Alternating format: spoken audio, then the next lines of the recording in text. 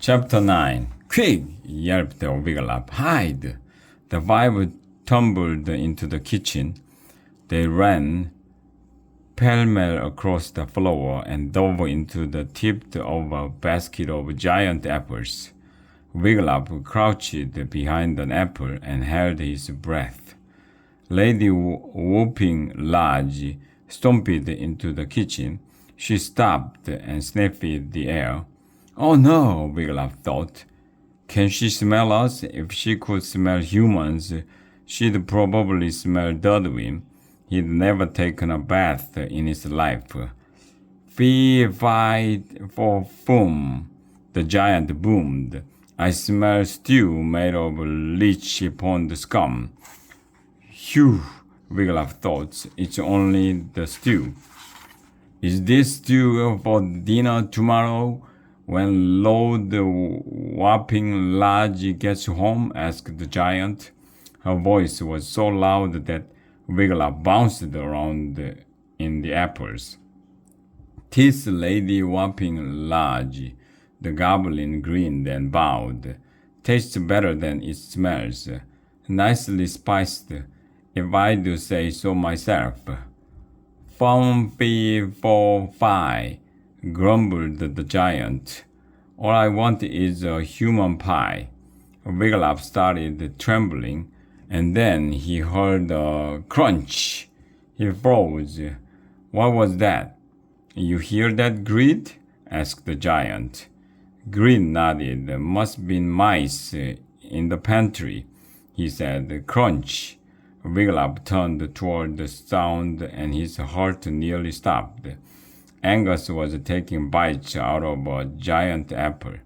Wiglaf motioned to him to cut it out, but Angus pretended not to notice. "Crunch! Set some traps, Grid," said the giant. She stomped out of the kitchen. Wiglaf went limp with relief. What was Angus thinking? "Come on," Erica whispered. "The goblin is busy with the stew. Now's our chance." They slipped out of the basket and scurried across the kitchen floor. They ran through the doorway to the hallway and stopped to catch their breath. "You almost landed us in the stew, Angus," said Erica. "I couldn't help it," said Angus. "I was so hungry." Quick as mice, the five scampered down the torch-lit hallway until they came to a stone spiral staircase. A worn red carpet lay on the floor at the bottom of the stairs.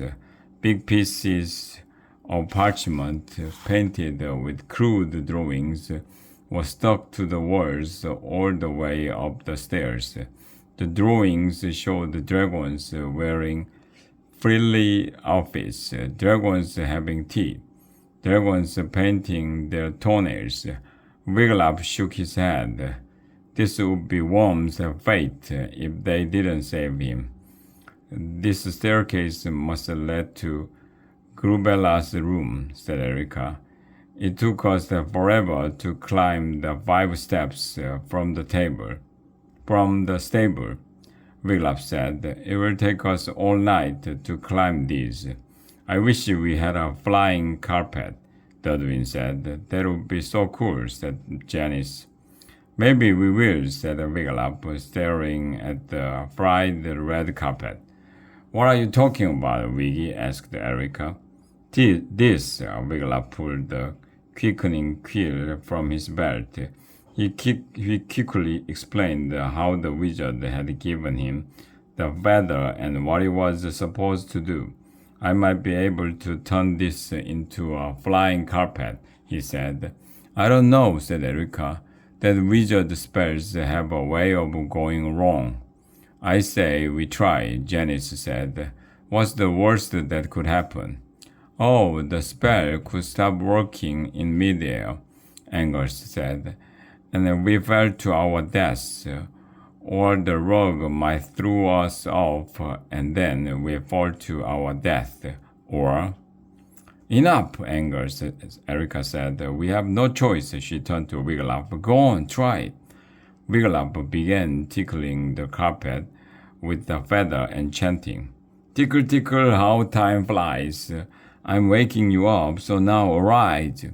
The edges of the carpet began to flap. "Oh my," said the bubbly voice. The carpet flapped harder, and the whole thing rose up until it floated above the stone floor. Then the carpet gave itself a good shake. Dust filled the air.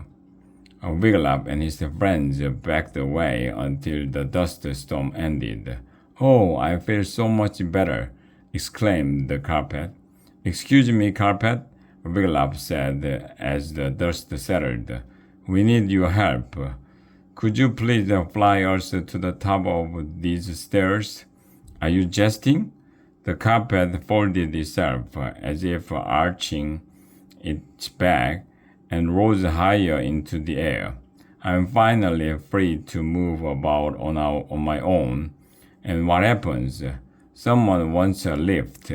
Well, I've let people walk all over me my whole life, and this is where it ends. I have to stand up for myself. I have to do what's right for me for once." The rug gave a forceful flounce. "We don't mean to order you around, carpet," Erica said. "We just need to get up the stairs." "Please help us," said Angus. "You wouldn't even be floating around if my brother hadn't put a spell on you," Dudwin pointed out. "I said no, and I meant no." The carpet said, "I'm going on a holiday." Ta-da! It began to float toward the slit in the castle wall. Erica rushed toward the fleeing carpet. She drew her sword. "Don't make me use this rug," she called. The carpet sighed. "Oh, have it your way?" it said, floating down and hovering inches above the floor. "Jump on!" The five stepped onto the carpet, knelt down, and grabbed hold of the edges.